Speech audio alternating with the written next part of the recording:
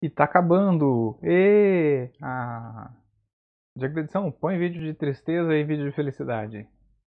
Para acabar esse curso de aprendizado de máquina 1, né, essa coisa um pouco mais introdutória, etc., falta falar uma tarefa que ela é bastante importante.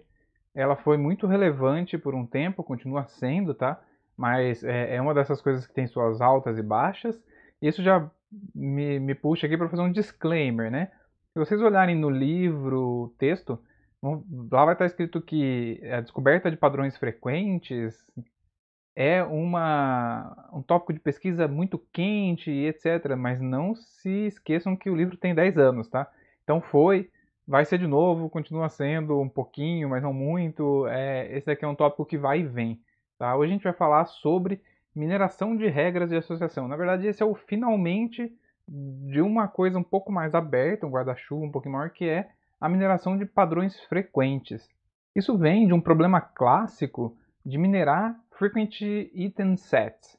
Então, são conjuntos de itens, né, que são frequentes. E isso vem de uma alegoria aí, né, da análise de lista de compras. Então, você tem transações, tá? Então, as pessoas vão lá, fazem a compra, cada vez que passa no caixa você registra uma transação. E uma pessoa comprou fralda, e cerveja, e escova de dente, e maionese, e coincidentemente ou não, esses são produtos que vão aparecer daqui a pouco nos slides, tá? Então, isso configura uma transação. E aí a ideia é você descobrir a partir de um conjunto de transações quais são os conjuntos de itens ou subconjunto do meu conjunto de itens possíveis que são comprados frequentemente juntos. Então, como eu disse, isso é uma alegoria, mas existem vários problemas que você pode tratar como isso, né? Então, por exemplo, em vez de item comprado junto, eu posso pensar páginas visitadas na mesma seção de navegação do meu site. Então eu posso de algum jeito facilitar a navegação para o meu usuário pensando nisso, né? Se ele visita a página A, ele também visita a página B, então eu vou deixar um pouco mais fácil um link, alguma coisa nesse sentido. Eu posso pensar em estudar a associação entre os atributos de um conjunto de dados, né? Então se um conjunto de dados representa observações de um determinado fenômeno, os atributos ali, você pode usar eles. Então aconteceu tal coisa, né? Aconteceu tal fenômeno quando eu estava olhando, quando eu estava vigiando determinado fenômeno, sim ou não? Ou até mesmo você pode fazer o seguinte: se você tiver uma contagem, você fala, ó, aconteceu muito, aconteceu pouco, aconteceu mais ou menos, né? E aí pode ter o aconteceu pouco, o aconteceu muito, o aconteceu mais ou menos, como se fosse um item da sua transação. E aí você estuda o fenômeno por meio de mineração de dados, aí olhando para os dados, com algo desse tipo aqui. Na alegoria específica do supermercado, né, tem uns exemplos do que fazer com isso. Então, por exemplo, você pode deixar produtos que são comprados juntos na mesma prateleira, ou no mesmo corredor, talvez no caminho ali, né? Se a pessoa compra o produto A e ou B, então você deixa entre o produto A e o caixa o produto B, porque às vezes a pessoa pode lembrar, uia, preciso do B também, e tinha esquecido de colocar no meu carrinho. Isso vale também para sites, tá? Para e-commerce. E também para fazer promoções específicas. Então tem aquelas promoções de compre uma coisa, leve a outra, né? E que isso pode te ajudar a definir que produtos que são esses. Aqui eu tenho exemplos que são bastante óbvios, só para dar para entender um pouco melhor, né? Provavelmente, se eu for olhar numa lista de compras, eu vou ver que esses produtos aqui são comprados juntos, né? Quando a pessoa vai lá e compra escova de dente, ela aproveita e já compra a pasta de dente que está ali do lado. Talvez o contrário não seja verdade, né? Porque esse aqui, comprar sozinho escova de dente, é menos frequente do que comprar sozinho pasta de dente. Escova de dente dura mais. Tudo bem, isso vai ser importante para a gente medir depois algumas coisas relacionadas ao que a gente vai conseguir aprender a partir dos dados usando o que eu vou ensinar hoje. Um outro exemplo é a pessoa comprou pão e salsicha. Será que ela quer maionese, ketchup e mostarda? É possível, né? Provavelmente isso aqui vai aparecer sendo comprado muitas vezes junto, né? Então vale a pena você deixar uma prateleira dessas coisas perto da padaria, por exemplo, ou perto de onde fica a salsicha. Tem um exemplo clássico que aparece em vários livros didáticos. Depois o pessoal começou a dizer que na verdade isso é mentira, isso é só uma historinha didática mesmo, mas é legal, né? Então imagina o seguinte: aos finais de semana você tem lá um cliente que compra cerveja e também compra o quê? Fraldas. A história conta que isso foi descoberto no Walmart, né? Que foi a primeira vez que foi usado na prática em uma grande empresa, esse tipo de análise, né? Mas o que que tem a ver isso? A partir dessa análise, que quando se compra cerveja também se compra fralda, que foi entender um padrão de consumo que não era tão óbvio assim, que é esse que está aí na tela. Então são pais de família que vão lá no mercado comprar fralda e aproveitam para comprar cerveja. E aí, inclusive, tem já uma discussão que você começa a pensar sobre causalidade, porque quando você tem transações, você sabe alguma coisa sobre co-ocorrência. Então acontece junto cerveja e fralda. Mas causalidade, isso é importante para aprendizado de máquina e tomada de decisão como um todo. Causalidade é diferente disso. Pode ser que ele tenha ido lá comprar cerveja e comprou fralda, ou ele foi lá comprar fralda e aí saiu de lá com cerveja. O que eu acho é que faz mais sentido ele ter saído para comprar fralda, então a mãe ficou em casa fazendo alguma coisa, ou cuidando do bebê, alguma coisa assim, precisava de fralda, o pai foi. Só que ele não se aguentou e comprou uma cerveja. Então, nesse caso, o que pode ser feito é, no corredor de fralda, no final do corredor de fralda, indo para o caixa, deixar umas caixinhas de cerveja ali para lembrar os pais que foram mais focados no bebê mesmo e menos focado na cervejinha dele. E aí, como eu disse, ninguém tem realmente certeza se isso aconteceu. Se isso aconteceu, alguém sabe. Mas é uma coisa meio obscura aí. Eu já dei esses outros exemplos anteriormente, né? Então eu falei sobre páginas de um portal acessado na mesma seção, minerais encontrados na mesma região. Esse é um exemplo também muito legal. Imagina que no mundo, toda vez que você encontra ouro, você encontra diamante também. E aí um determinado... tá, por que eu falei duas coisas valiosas, né? Imagina que você encontra uma pedra que não tem valor nenhum, sei lá, um tipo de granito, só que nos mesmos lugares que você encontra isso, você também encontra diamante. Então, se você está em um outro lugar do mundo e encontra esse mesmo granito, talvez valha a pena investigar se não tem diamante por ali. Percebe? Então, pessoas que vão aos mesmos eventos, isso pode ser útil para você convidar o amigo de alguém, né, que comprou o ingresso, você envia um e-mail para o outro falando, seu amigo vai aqui, vocês costumam andar juntos, né? Parece um pouquinho de invasão de privacidade, mas isso não vem ao caso. Filmes assistidos pelos mesmos usuários, ou seja, esses dois últimos aqui, ó, tem uma carinha disso aqui ser uma tarefa meio para sistemas de recomendação, que é um tópico que não faz parte dessa disciplina. E apesar da história da cerveja fralda que eu contei provavelmente não ser verdadeira, tem um caso que é do Walmart, que é verdade, tá? O Walmart de fato resolveu minerar os seus dados usando o Frequent Item Set Mining e encontrou alguns padrões que não são tão óbvios, tá? E tem um que eu gosto, que é muito legal, que é esse aqui. Em algumas regiões nos Estados Unidos você tem muitos casos de tornado. Por exemplo, lá na Flórida, né, aquela região mais do sul e especialmente mais do leste. Quando você analisa os períodos de tornado, então você faz uma análise de item set frequente nos períodos de tornado, o Walmart percebeu que tinha muita compra em conjunto de produtos óbvios. Produtos óbvios, a gente sabe agora, vivendo pandemia de Covid-19, o que as pessoas foram no mercado comprar, né? Arroz, papel higiênico, né? Então no Walmart dos Estados Unidos provavelmente não era arroz, mas algum produto alimentício mais básico, papel higiênico com certeza, e coisas do tipo, água, galões de água, né? Só que também percebeu que tinha uma coisa que era comprada com esses itens básicos que eram esperados, que era Pop-Tarts. Eu não sei quantos de vocês estão assistindo isso aqui, mas que sabem o que é isso, e especificamente Pop-Tarts de morango, tá? Mas Pop-Tarts é essa coisa aqui. É uma bolachinha que ela é coberta com uma coisa branca estranha, com um monte de granuladinho que é meio duro, é esquisito, e tem um recheio de geleia que é lógico que não é essa quantidade de recheio aqui, é muito menos, tá? Isso aqui não é bom, não é gostoso, assim. Na verdade tem bastante piada em torno disso aqui, inclusive em seriados, sitcom, essas coisas. Mas o que acontece? Isso daqui é algo que, por ser de morango, o pessoal lá fala, é fruta, né? Então deve ter alguma coisa saudável. É calórico, então se você estiver precisando de comida, né? Estiver passando uma fome ali por falta de conseguir comprar comida, talvez, pelo menos na cabeça dos americanos, isso aqui seria uma boa opção, né? E é barato, e a validade é 50 anos. Então um monte de gente comprava isso aí para estocar. E aí, percebendo isso, o que o Walmart faz? Pensa, planeja o futuro. Guarda essa informação ali. E aí, como ele sabe que demora 40 anos, né? Quando está chegando perto de época de tornado, ele começa a comprar Pop-Tarts, vai armazenando isso. Na hora que a meteorologia fala, gente, vai ter tornado, eles vão lá e colocam um monte de Pop-Tarts perto dos caixas, né, na entrada do mercado, alguma coisa assim, de monte mesmo, e isso aí mostrou que eles conseguem aumentar a quantidade de venda de Pop-Tarts em até 7 vezes. Mas começando a sair da historinha e indo para coisa um pouco mais formal, vamos fazer um exemplo ilustrativo aqui.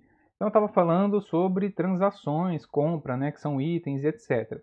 Eu vou representar desse jeito aqui, tá? Compras feitas num lugar que vende aí, sei lá, em um mundinho super específico que se vende leite, açúcar e café. E aí você tem lá, a primeira transação foi um cliente lá comprou as 3 coisas, açúcar, leite, café. Depois o outro açúcar, leite, café. O outro foi açúcar, leite, café. Só que aí outros 2 aqui compraram açúcar e leite. Essa tabela desse jeito aqui não é uma tabela tributo-valor, tá? Então isso aqui seria como se fossem vetores, né? Listas, né? Vetores de tamanho variável. Seriam listas ligadas, alguma coisa assim. Posso representar isso numa tabela tributo-valor? Claro que pode. Você pode, ao invés de item 1, item 2, item 3, você pode ter um atributo açúcar, um atributo leite e um atributo café. E aqui seria 1, 1, 1. Então comprei todos. E aqui seria 1, 1 e 0, porque eu não comprei o café. Algumas coisas que eu posso tirar daqui, que já vão além de só ser mineração de itens sets frequentes, são coisas como essas daí, que são regras. E aí sim o título da aula, né? Regras de associação, mineração de regras de associação. São regras do tipo, se a pessoa vai lá e compra açúcar, então ela também compra leite. Percebe que, de novo, é um sim então, mas não necessariamente a causalidade é essa, tá? Outra coisa, se a pessoa vai lá e compra leite e açúcar, então café também é comprado. Isso é verdade? Não sempre, mas é verdade em 60% das transações. Então, eu já vou falar o nome disso, tá? Mas aqui a gente já tem uma medida de avaliação para essa regrinha aqui, ó. E aí, nesse caso, a gente chama esses termos, sem essas regras aí, a gente define elas por regras do tipo sem então, né? E a gente chama do jeito mais fácil, tá? O que tá no C, a gente chama de lado esquerdo, e o então a gente chama de lado direito. Mas, na verdade, o lado direito a gente pode chamar de consequente, tá? A gente pode usar todos os termos mais corretos ali, usados na lógica e tudo mais, né? Mas a gente não vai fazer isso, tá? Vamos deixar a coisa do jeito um pouco mais fácil aqui. Então, uma representaçãozinha visual bonita, né, daquilo que eu falei, eu vou ter regras depois desse tipo aqui, né? Produto, ser produto, então o outro produto. E são conjuntos, tá? Então aqui é um conjunto unitário açúcar, então conjunto unitário leite. Existem diferentes formas de você compor essas regras aí. Geralmente, o que se faz é do lado direito a gente ter um conjunto unitário, do lado esquerdo, aí você pode ter vários itens aí. Que é esse caso aqui, né? Então, se açúcar e leite, então café. E aí eu acho legal, assim, os nomes, né? Eu fiz questão de falar lado direito e lado esquerdo para ficar fácil, porque o resto é muito fácil. Então, o nome que a gente dá para o conjunto de item que compõe um dos lados da regra, ele é chamado de conjunto de itens. Então, vocês devem ter percebido que eu já falei várias vezes mineração de item 7 frequentes, né? Vem do inglês item 7, e a gente costuma usar item 7 por algum motivo histórico aí que ficou. Formalizando um pouco melhor então, tá?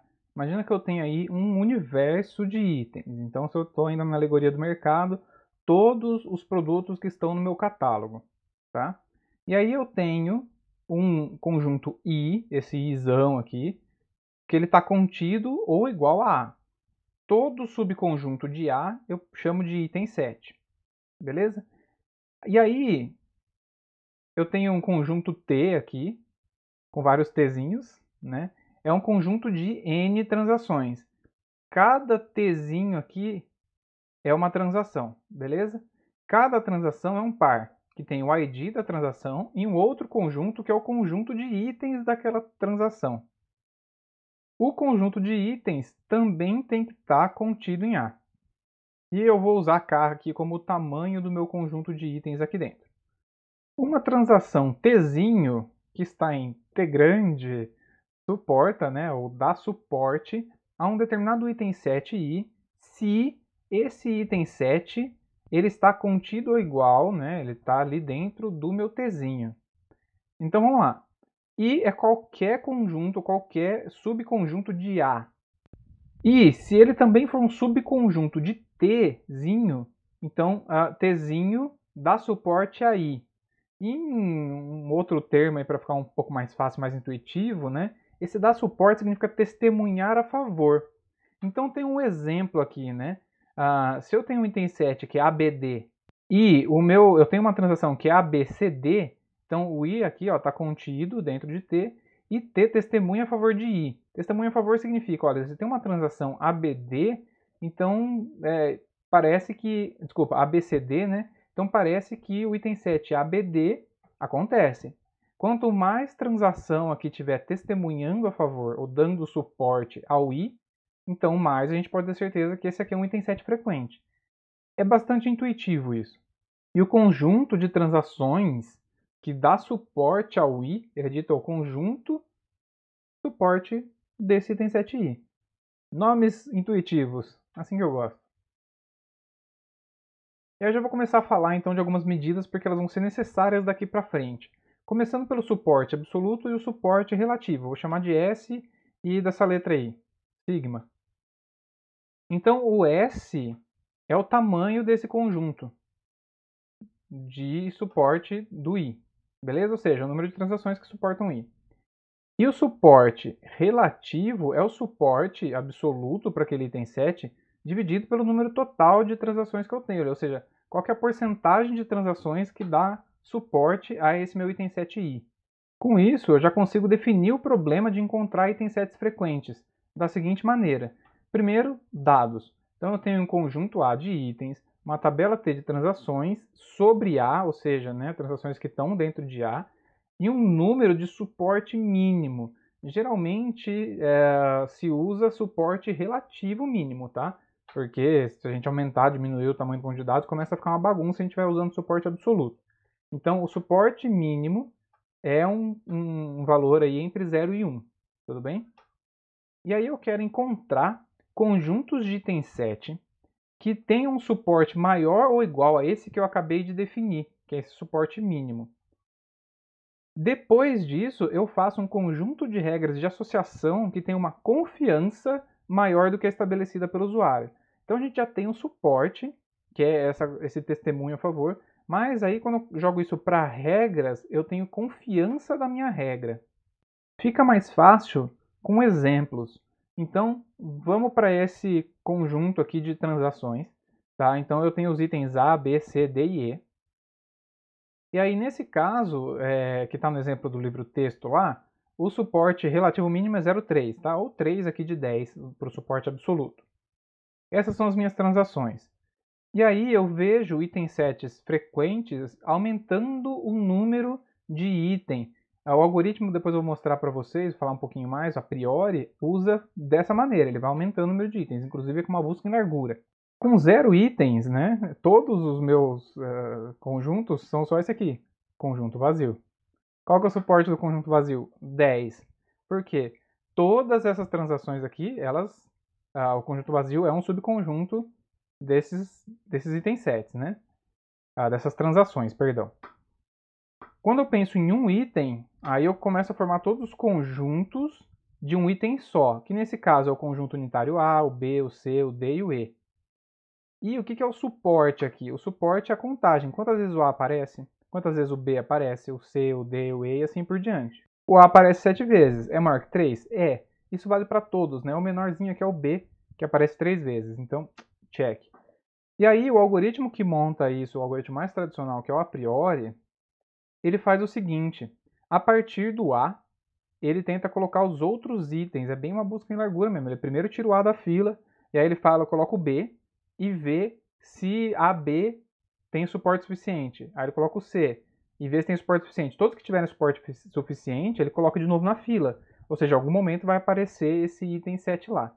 Então ele vai lá, coloca o AB não tem mais que 3. O AC tem, então ele vai lá para a fila, tá? E em algum momento vai aparecer aqui, é por isso que ele está aqui. E eu vou fazendo essa operação, eu faço depois para o B, depois para o C, depois para o D, depois para o E, esse aumento do meu subconjunto aí, né, do número de itens que eu tenho no meu I, né, no meu item 7.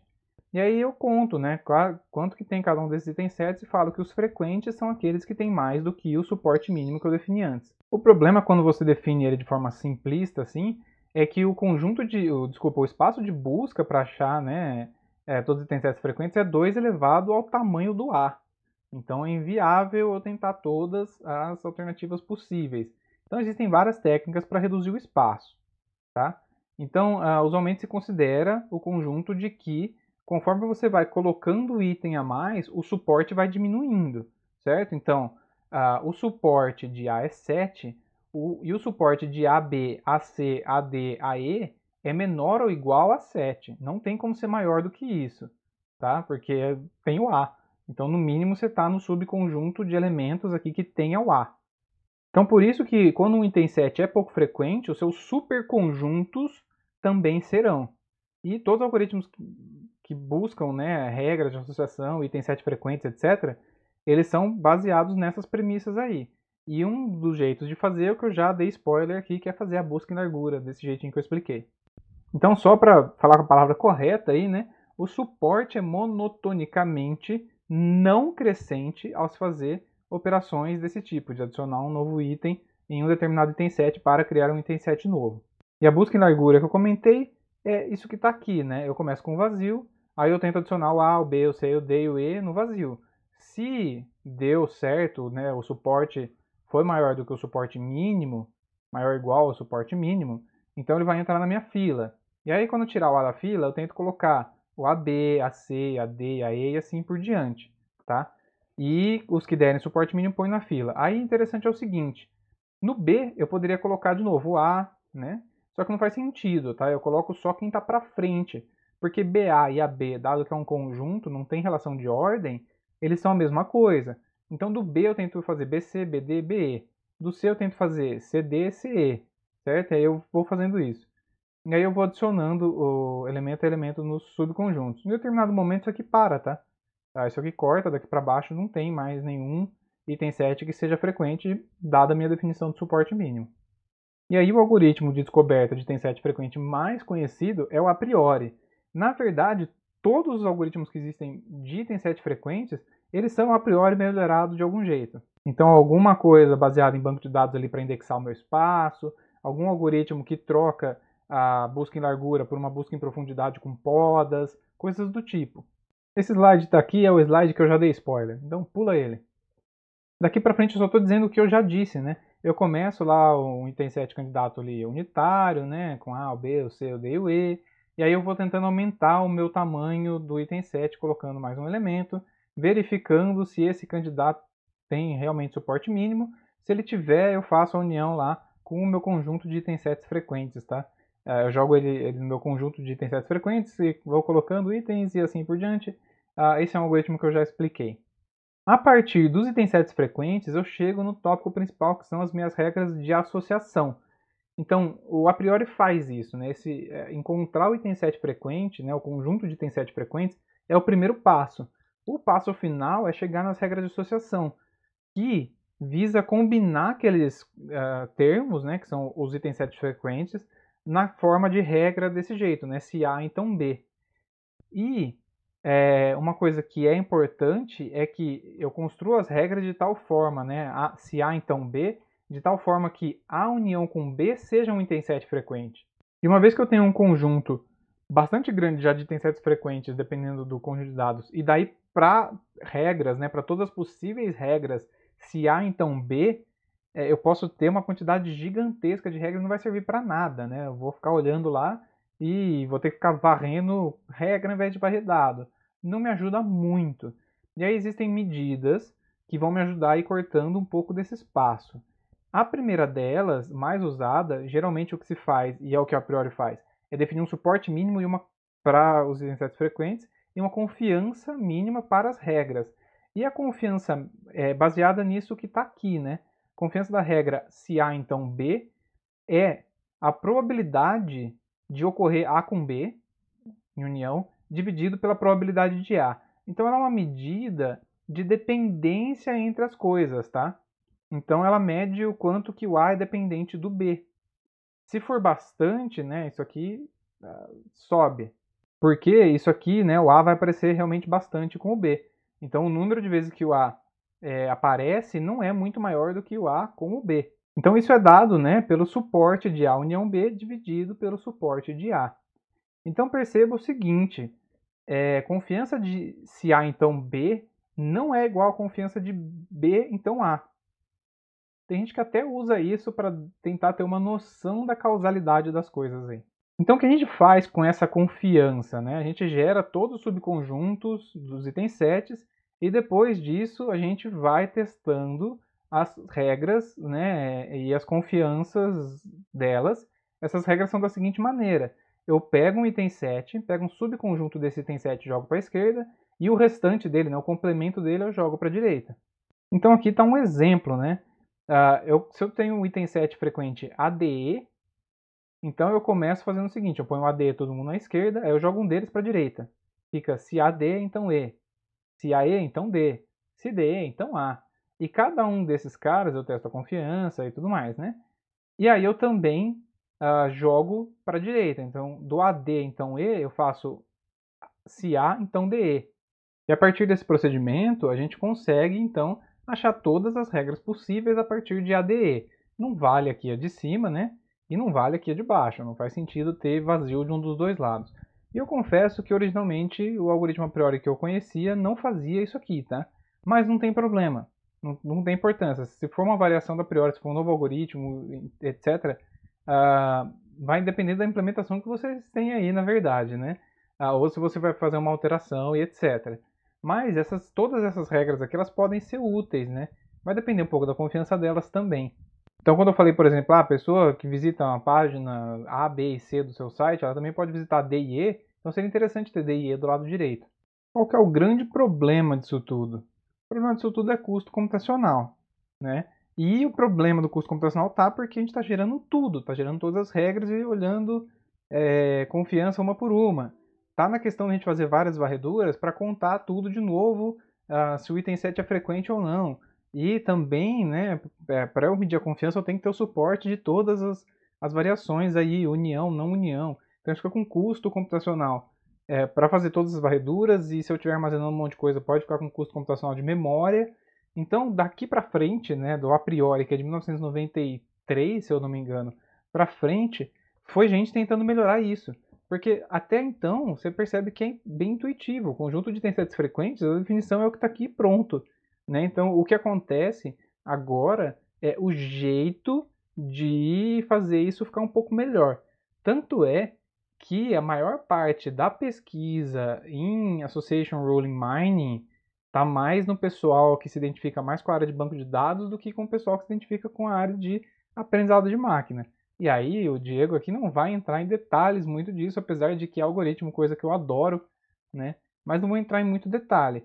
Um exemplo é o algoritmo FP Growth, que está lá no livro o texto, né, Inteligência Artificial, uma abordagem de aprendizado de máquina, que eu não vou entrar em detalhes aqui, porque ele usa uma árvore de sufixo para ir construindo. Inclusive, você pode jogar isso para fluxo de dados, que é um tema que não é dessa disciplina, é de outra. E a árvore de sufixo, quem fez projeto de análise de algoritmos comigo, viu. Né? E talvez nesse momento já esteja coçando o queixo, assim, como é que faz para melhorar e tudo mais. Dá uma olhada lá no livro, é curtinha a sessão e é bem interessante de ver. Tá aqui, essa aula eu tô adiantando sempre os slides, né? Falo antes do slide aparecer. Mesmo quando a gente faz ali o corte de suporte e o corte de confiança, ainda é muito comum de ficar com base de regras muito grandes, inviáveis de ser analisadas manualmente, né? E mesmo com essas coisas de confiança, etc., eu posso ter regras com confianças altíssimas e que não significam nada, né? Eu posso ter regras que têm a mesma confiança, só que aí tem itens sets, né, de regras diferentes que eles são subconjuntos de outros. Então é mais interessante eu ter regra mais complexa, certo? Para todas as aplicações que eu dei até agora, se eu tenho uma regra assim, se A, B, então C, e outra regra que eu tenho, se A, B, D, E, J, então C, me parece que a segunda é mais interessante, se elas tiverem a mesma confiança e tudo mais, ou muito próxima. Então dá para fazer vários cortes nesse sentido. Um exemplo é você pensar ali o que é item set frequente maximal e fechado, né? O item set frequente maximal significa o seguinte: se ele é frequente, mas nenhum dos seus superconjuntos é frequente. Esse cara, dependendo de como você está montando, tem que estar lá. É o que eu falei agora há pouco, né? Ele é o maior dos frequentes, né, na sua linhagem. Um item 7 frequente fechado, ele acontece se somente se ele não possui superconjuntos com a mesma frequência. Então a gente tem um exemplo aqui dos maximais, certo? A, C, D, ACE, ADE, estão na última coluna aqui, então eles são maximais, não tem ninguém acima deles que sai, né, a partir deles aqui. BC também é maximal. Eu não tenho BCA, não tenho BCD, não tenho BCE como superconjunto aqui, né, que seja frequente. Então esses que estão grifados em vermelho aí são os itens 7 frequentes maximais. Já o item 7 frequente fechado é o seguinte, né? Quem que sai daqui? Sai o conjunto B, né? Que tem suporte 3, por exemplo. Por quê? Porque eu tenho um superconjunto dele, BC, com o mesmo suporte, né? Então, se eles têm o mesmo suporte, não é interessante para mim isso aqui. Mais interessante para mim é esse BC aqui, certo? Então, o maximal não considera o suporte ser igual, o suporte pode ter diminuído, mas ele deixa de estar no meu conjunto maximal se eu conseguir fazer um outro frequente dali para frente. E o fechado considera o suporte, né? Então, se meu suporte diminuiu, então eu quero os dois. Eu quero tanto esse com menor aqui com suporte um pouco mais alto e o que eu cresci, o suporte um pouquinho mais baixo. Então, o número de itens sets frequentes fechados é maior do que do maximal, só que é menor do que o conjunto todo, né? Então tem o exemplo do DE aqui e o exemplo do B que caíram fora. Outra coisa que eu posso fazer é algum tipo de análise aí de regras baseado nas probabilidades, independências, etc. Tem várias medidas para isso. Vamos começar com alguma coisa intuitiva. Então vamos supor aí que tem esse beber chá, não beber chá, e beber café, não beber café sumarizado nessa tabelinha aqui, né? Parece uma matrizinha de confusão, mas na verdade não é resultado de classificação, tá? É uma contagem do número de itens que aconteceu chá e café, 150, que aconteceu chá e não café, 50 e assim por diante, tá? Então, o suporte dessa regra, se chá então café, é de 0,15. De onde eu tirei isso? É esse 150, se chá então café, dividido pelo total de regras, né? Pelo total de transações, beleza? Então 150 por 1000, 0,15. A confiança dessa regra é o suporte da união dividido pelo suporte do cara que está na esquerda. Então, a união é aqui, né? Se chá, então café, 150. Só a do chá é da linha aqui, o total é 200. Beleza? Então é 0,15 dividido por 0,2, que é 0,75. É uma confiança que passa no suporte mínimo, aí vamos supor que eu coloquei suporte mínimo 0,15, 0,1, alguma coisa assim. E uma confiança que parece alta, né? 0,75. Só que o problema é que, na verdade, quem domina a coisa aí é o café. Porque existe uma probabilidade de alguém tomar café independentemente do chá de 80%. Então, se eu falar, se chá, então café, eu tenho ali uns 75% ali, né, da minha confiança. Se eu falasse só café, eu teria 80%. É maior, né? Então, sei lá, essa regra que eu coloquei em cima não me ajuda muito, não. Pensando nisso que tem o lift. Então, o lift da regra se A, então B, é a confiança da regra dividida pelo suporte de B. E aí eu posso, né, abrir isso aqui e fazer o suporte de A ao B dividido pelo suporte do A, e aí embaixo ainda o suporte do B. Tá? Isso aqui é o seguinte, se o lift estiver igual a 1, significa que A e B são independentes. Valores menores indicam uma correlação negativa e valores maiores uma correlação positiva. No exemplo anterior, o lift do chá, então café, é 0,93, é menor do que 1. Significa, então, que não é boa. Essa regra daí não é interessante, porque a regra do só café é melhor. Se eu falar só o cara só da direita, é melhor, né? Enfim, essa regra, então, não me ajuda muito. Isso, então, traduzindo aí, né, em português, é um coeficiente entre a confiança e o valor esperado para a confiança. Que, em outras palavras, significa que, se for maior do que 1, A e B aparecem mais frequentemente juntos do que o esperado. Ou seja, né, o A tem um efeito positivo sobre a ocorrência de B. Percebe? Não é o que aconteceu, né? O chá teve um efeito negativo sobre a ocorrência de B, que é o caso aqui do menor que 1. Quando é igual a 1, né, que A e B sempre aparecem juntos. Eu sempre, quando eu falo essa coisa de sempre aparece junto, eu me lembro do exemplo da professora que eu tive lá no CMC USP, que fez um trabalho, a Solange Rezende, fez um trabalho com, com a Embrapa, perdão, e aí eles acharam umas regras maravilhosas lá, que eles estavam falando sobre melhoramento genético de bovinos, tinha uma regra confiança 1 e tal, que era que se macho, então não leite. Tava falando basicamente que boi não dava leite. E também tinha o contrário, né? Se vaca aí tinha leite, não necessariamente com confiança 1, mas uma confiança altíssima. No lift, né, o do boi aí, ia dar 1. Porque sempre aparece junto o macho e não leite. E por fim, existe uma outra aqui que é a convicção. Ela também demonstra esse efeito negativo da regra, quando o seu valor é menor que 1. Só que agora ela vai até o infinito aí, ó, né? Quando a confiança da regra tende a 1, né? Porque aqui vai tender a 0 aqui, né? A convicção é infinito, né? A gente supõe aí que é infinito quando a confiança da regra é 1, tá? Na verdade, não tem como calcular. Só que aí o que importa aqui em cima, né, é que eu estou subtraindo o suporte de B. Se o suporte do B for altíssimo, então ele vai diminuir esse cara aqui para mim, né? Então, no exemplo do chá café, né, a convicção de chá então café é 0,8. É menor que 1 também. Então, esse aqui é o coeficiente da frequência esperada de A ocorrer sem B. E é isso, essa aula foi um pouquinho densa e não aborda tudo de item 7 frequente, mas é o que tinha para hoje. O que é mais importante é que vocês conheçam o que é isso. E esse slide aqui de vida longa e próspera é porque a gente acabou o nosso curso. Esse é o melhor tchau possível para o final. E não se esqueçam, o objetivo desse curso aqui não era que vocês fossem os mestres do aprendizado de máquina, etc. Mas, no mínimo, eu queria que vocês tirassem bem o que é cada uma das tarefas.